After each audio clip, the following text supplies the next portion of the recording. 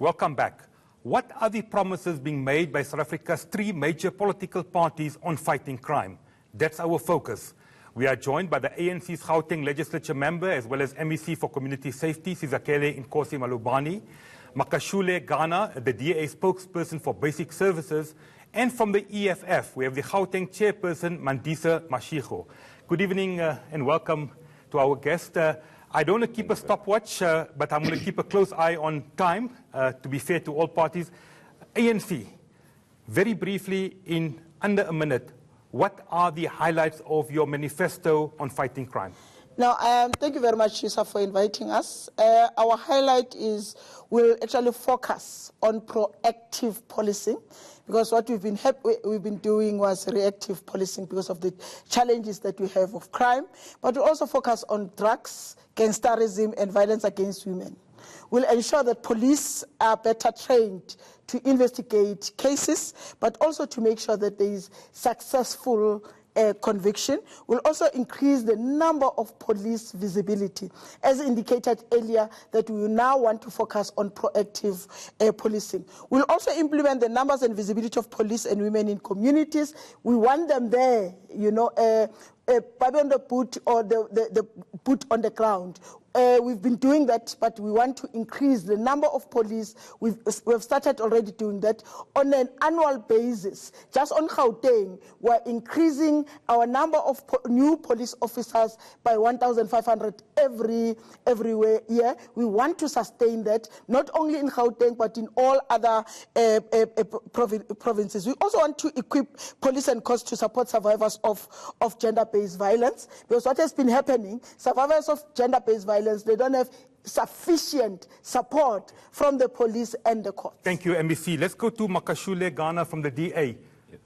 Give us the highlights of your manifesto on fighting crime. Thanks very much, Yusuf, and evening to the viewers. I think you started the show by showing some of the real story of South Africans, how South Africans, how unsafe South Africans feel in this country. That doesn't matter where you are, whether you live in the high world areas, whether you are driving on the roads, criminals are all over the place. Actually, we're living in a country where the criminals have taken over.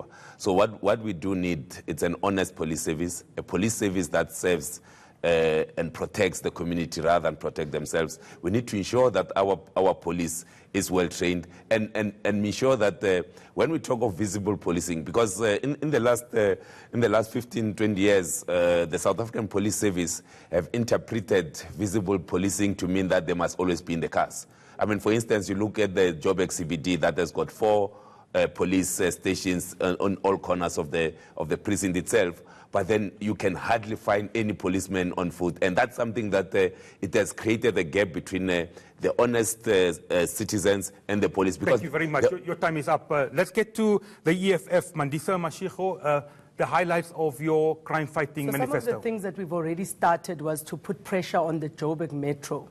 Under the DA, as you know, that we gave them our votes on the basis of conditions to look after our core constituencies, was that they must pay the Metro Police more so that the Metro Police can do more crime-fighting work instead of targeting soft targets such as, traffic offenders. But we stated very clearly that Gauteng is under-resourced by 40,000 police officers. So around the country, we're going to increase the police officers to 100,000. There's 7,000 if not more, police vehicles that are not properly maintained. We're going to fix those by 2023. We're going to make sure that the Cape Flats and Westbury here in Johannesburg have got special task forces permanently deployed there to deal with gang violence. We've already marched to the Constitutional Court with over 5,000 women last week on the 18th to demand that all justices, right down to the magistrate judges and magistrates, must be trained to deal with sexual violence, because there's excessive amounts of sexual violence in South Africa. We need more police stations. We need satellite police stations in Marabastad, for an example, to be reopened and to remain 24 hours open, because where there's satellite police stations right now, they're not open 24 Thank you very much for those introductory comments. Sizakele Nkosi, the ANC in your manifesto, you say, and I quote, gender-based violence has reached crisis proportions. It affects every community in our country and touches the lives of most families in one way or the other.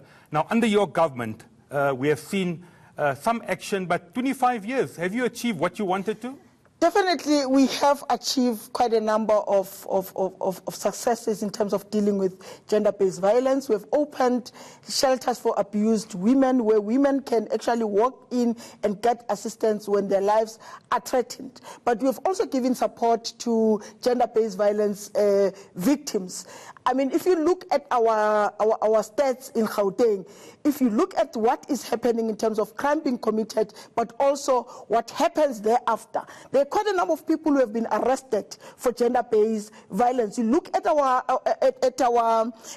correctional services, we are 146 overpopulated, which shows that we are actually serious about acting against those commit crimes against vulnerable groups. But that is not enough. I've spoken about being proactive. We really need to deal with crime before a person is directly affected. We don't have to wait until a woman, a child has been raped. And through community involvement, we will be able to fight that particular crime. What's your view on gender-based violence? Do you agree? The important thing, Yusuf, is that we need a much more dedicated unit to deal with sexual and gender-based violence. You know, because what's happening in this country is that our sisters, our mothers are not safe. You know, not safe even in their homes. That they should be feeling safe, and there needs to be a much more intervention in that, even when they go to the police stations. Because some of the issues that we have is that when women go to report cases, the people that are taking the statement, in some instances, then they are not being treated with the importance that the matter that they are raising has to be given. So for us is to ensure that in each and every police station there needs to be a unit that will specifically be dealing with this matter of gender-based and sexual violences, because we need to ensure that women in the main who are the perpetrators, it's us as men. I mean, we cannot shy away that it's us as men who do this. But then when they go to the police station to report this, there needs to be able that the people that are receiving these cases are well trained to take and deal with this matter. Thank you. Mandisa, Mashego, EFF, your view on gender-based violence and what your two colleagues have said. Look, Yusuf, the situation is in dire straits. It's like the healthcare system. It's like education where you can pass with 30%. It's a crisis situation. The police stations don't have DNA toolkits.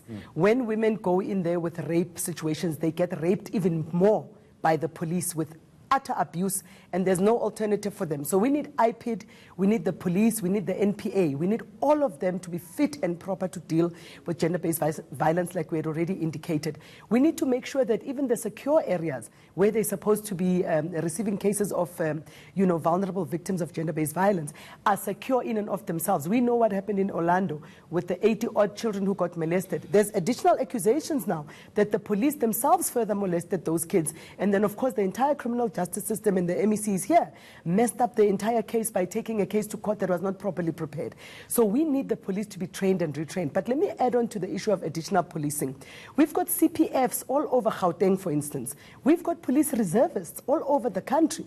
They are not getting any support. They get no capacity. They get no training. They actually get shunned and abused by the police. We're going to bring those people in when we talk about the additional, taking the additional 100,000 police that we need to bring in. There's already trained people. They're just treated very badly. You've made your point. MEC Sizakele, you respond very quickly. No, I think perceptions and facts are different.